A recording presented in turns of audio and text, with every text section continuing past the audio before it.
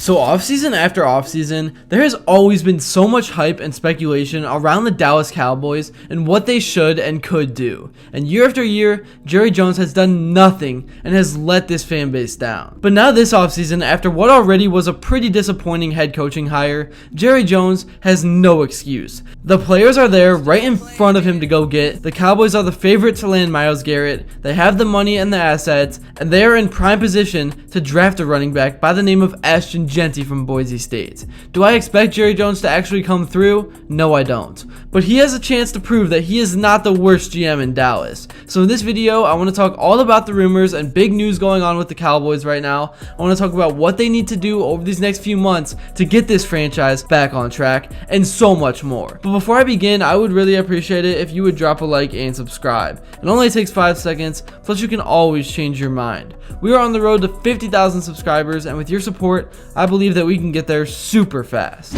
Alright, so last season the Cowboys finished with a 7-10 record. It was a year that went straight downhill after the win against Myles Garrett and the Cleveland Browns. And honestly, now looking at that season in hindsight, it was good that they lost, because now sitting with the 12th pick in the draft, the Cowboys are in prime position to solve all of their backfield problems. And I mean, even with how bad the front office has managed this team, if you get a guy like Jeanty, then you make a blockbuster trade and pair Myles Garrett with Parsons, and Dak Prescott comes back healthy, all of a sudden, the Cowboys got themselves a squad. So what is the cost for Myles Garrett? Well, I think it's safe to say it's going to at least be 2 first-round picks, and even that might not be enough. You may have to add another late-round pick or even a player on top of that. But if I'm the Cowboys, I'd do it right away, because the reality about Myles Garrett is that his stats really don't even do him justice. If opponents didn't double-team him, he would break league records, but he's been Batman and he's always been missing a Robin. But if you have both him and Parsons crashing from both sides of the line,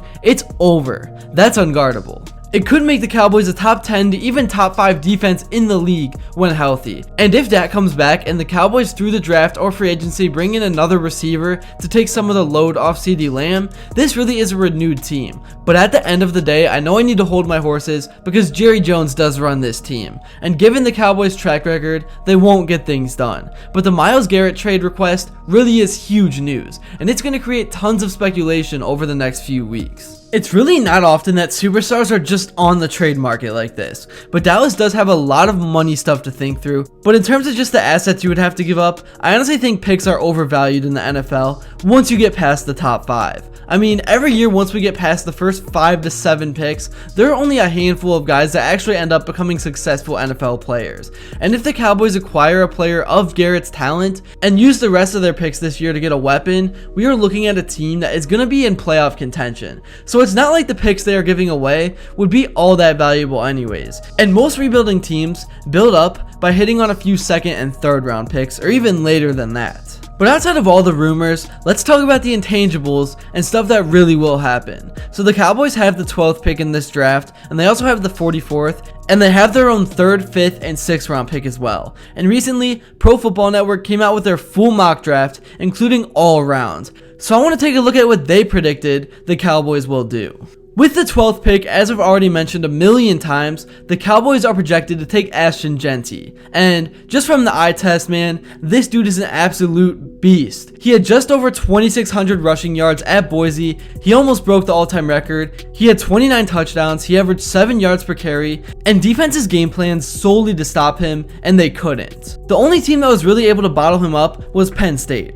But that was just a huge talent gap in terms of offensive and defensive line. So that game counts, but it also doesn't. Next up at pick 44, we have Alec Iomander, the wide receiver out of Stanford. CeeDee Lamb has long solidified himself as one of the top wide receivers in the NFL, but the high-end talent in that Cowboys receiver room alongside him has really been lacking ever since Amari Cooper's departure. As only a redshirt sophomore, Iomander is a big-bodied receiver who thrives along the boundary with his physicality, body control, and breakaway speed after the catch. He's a bit raw as a route runner, but carries impressive physical potential at the next level, and I was just watching some of his highlights. The dude is absolutely incredible. He had a few Moss catches, so that's just the type of guy he can be. Obviously, it takes a lot of developing to be able to do that at the NFL level, but still, not everyone can make highlight-worthy catches like he can. Next at pick number 76, I have Braden Swinson, an edge rusher from LSU. There's no such thing as too many pass rushers, and Braden Swinson would be a welcomed addition to this Dallas defensive line rotation with his powerful hands, short area quickness, and instincts against the run. I wasn't able to watch too many highlights of this guy, but from what I saw, I think he can be pretty solid.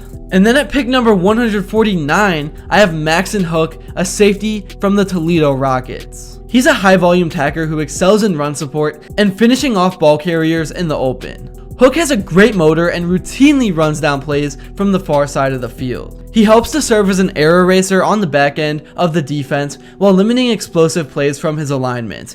He is a capable defender who can play in the box and showcases the block deconstruction and gap shooting ability to serve in a role there in NFL sub packages. He'll be at his best as a split field safety in base sets and eventually could be groomed into an opportunity to be an NFL starter. But yeah, those are just ideas. Let me know in the comments below who you would like to see get drafted. And obviously, I know if the Cowboys were to get a guy like Myles Garrett or even anyone else, that would drastically affect how this team drafts. Well, maybe if Jerry Jones has the intellectual skills to think about adjustments.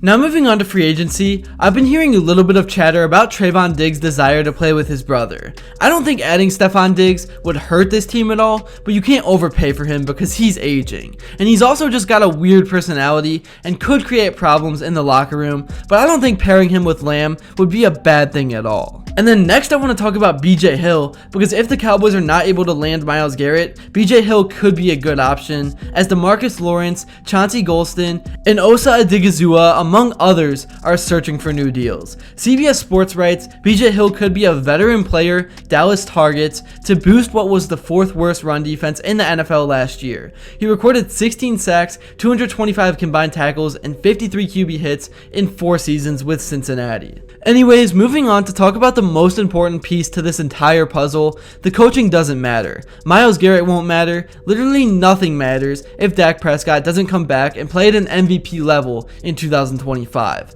And if he doesn't, I'm assuming the Cowboys might draft his replacement. I kind of get the vibe that this is the Cowboys' final go at things, and if things don't work out and the Cowboys don't make the playoffs, then it's rebuild time. But ultimately, the true reality of things that I think we all know is that under Jerry Jones, this team is going to remain the same. He's built this franchise to become the biggest in terms of worth, and he's built the biggest brand in the NFL, but in terms of product on the field, he needs to hand over the football operations because he should not be making any decisions that has ties to the players or what happens on the field. And it's so funny how he always blames the head coach. I'm not saying Mike McCarthy was the perfect guy for the job, but we all know who truly was at fault for last season. It was Jerry, it wasn't McCarthy. That's really all I have to say for this video. Thank you all so much if you made it to this point, and if you enjoyed and haven't yet, please be sure to drop a like and subscribe, because your support truly does mean the world. And also, let me know who you would like to see next, and until then, I will see you all later.